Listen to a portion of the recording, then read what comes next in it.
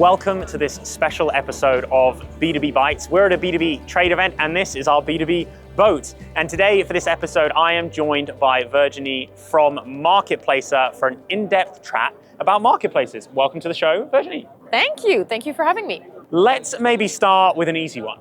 If you could maybe explain for our audience, what is a marketplace and why should I, as a B2B business, be thinking about implementing one on my e-commerce site?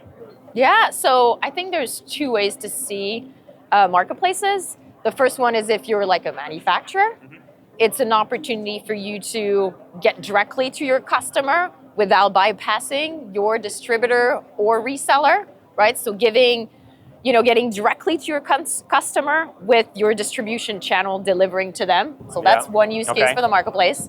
And the second one is if you're a distributor or a wholesaler, it's the ability to expand your product assortment, bring in new categories without having to warehouse and ship items. So that's basically in a nutshell. Okay, I love it. That's a great explanation. Let's double down on that first one. I'm a manufacturer. I know my customers or my potential customers hit my website and I can't really take advantage of it because I'm using distributors. What I hear you saying is I can now spin up a marketplace where my distributors can participate and they can sell their products through my site. Is that kind of like wrapping it up in a nutshell? Is that accurate? And then what are the benefits for a manufacturer of doing that with regards to kind of customer data experience and all of that great stuff? Yeah, no, you're exactly right. The idea is that you keep your customer on your site, right? You own the transaction, so you get all the data and insight on your customers, right? But at the same time, your distributor, your channel are still getting the sale. They're still, shipping the item, right? Because you don't want to start having dealer conflict when you bypass them, right? But for a manufacturer, I think the big thing is you get data and insight on your customers.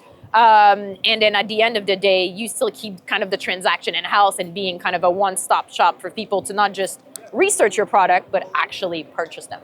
I love that. I'm the manufacturer. I have the best product data. Customers are hitting my site anyway. I can effectively utilize my distributors, send them the orders, ensure I'm not creating channel conflict. You called it dealer conflict. I knew that was where we were going. That horrible phrase, channel conflict. Okay, that sounds great. So what about that second example then? I'm a distributor and I'm thinking about allowing others to list on my site. How is that going to work? And why would I, as a distributor, kind of want to do that? What are my real benefits? Yeah, I think there's a few different things, right? I think in B2B, acquiring a customer is a long process, right? Yeah. They need to be, you need to be approved. Generally people will have a few different places they go to shop, especially in the B2B space. And the reality is you want to basically give them the opportunity to shop for everything they need, right? Yeah. So, for example, if I am currently selling, cleaning supplies, right? Why couldn't I be selling as well furniture for the offices, right? So that's really the idea is number one, for your customer, there's a huge benefit, right? Once you're an approved supplier, like it's going to be better for your customer. They're going to be more efficient. They can all shop in one place, right? The second thing is, as you look at doing this, what we call range extension, right? You can test new categories, right? So what does actually my customer are purchasing, right? And we tend to tell people, hey, look at your unfulfilled search term. What are people looking at on your site that you currently don't have, right? And it's a great way for you to test out, well, what should I actually bring into my warehouses, right? It's a way to test those. And even we've seen some manufacturer that use this as a way to, as an incubator.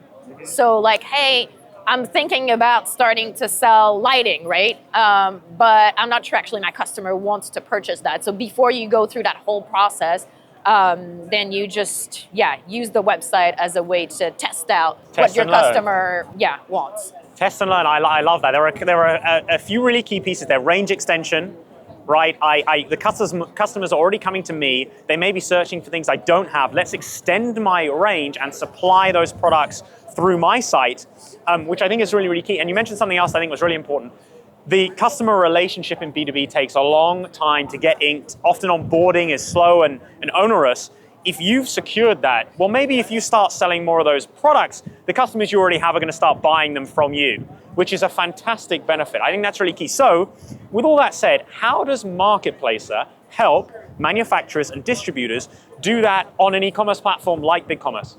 Yeah, no, so for us, what we do, as you just said, right, we plug into an existing BigCommerce, whether it's B2B, B2C site, and we are basically kind of the middle layer between the suppliers and the e-commerce front, right? So as a wholesaler manufacturer, you're going to keep the transaction. And actually, one of the things I didn't mention, which is kind of the number one thing, is, well, driving a new revenue stream, right? Because, you're definitely getting more sales, higher average order value, right?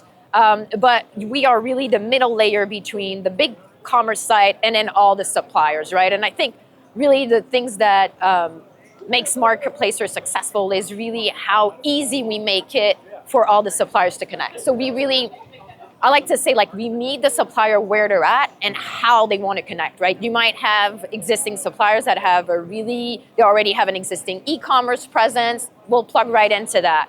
You can be an old school manufacturer that has an AS400, and then, well, the easiest way for you to connect is via an Excel bulk upload, right? Excel spreadsheet upload, something like that. So, we really sit between the two, and then, we do everything from gathering product information to gathering orders, shipping notification, everything that needs to happen between the supplier and the e-commerce front. We basically simplify the whole process. Gotcha. Collecting the product data, listing it on their site, collecting the order, sending it back. The key piece you mentioned there was the revenue. How do I, as the manufacturer distributor, how do I collect that new revenue stream? Because someone else is sending the product, I may be taking the order through, but what percentage should I be keeping? How should I think about how this is actually going to impact my revenue stream? Yeah, no, I think, what most customers, there's two ways to go about it, especially in B2B. The number one is kind of a more traditional dropship model where you will ingest the wholesale price, right? And then you'll put a margin on top, right? So traditional dropship type of model. And the other option is taking actually a percentage off of every transaction, right? So they set up the price, the supplier sets the price, and then you'll take a percentage off of that, right? It's anywhere between 10 to 20% is the average of what we see, because the reality is it depends on the category, right? The margin. What's the margin, right? Is it electronics?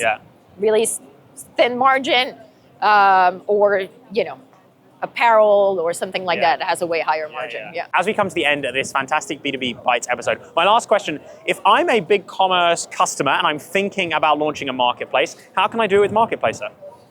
I mean, you can directly reach out to your sales rep, or reach out directly to Marketplacer. I mean, we have, I feel like, a great partnership here. So both teams are totally aware, and we work closely together. So I think, those are probably your two options.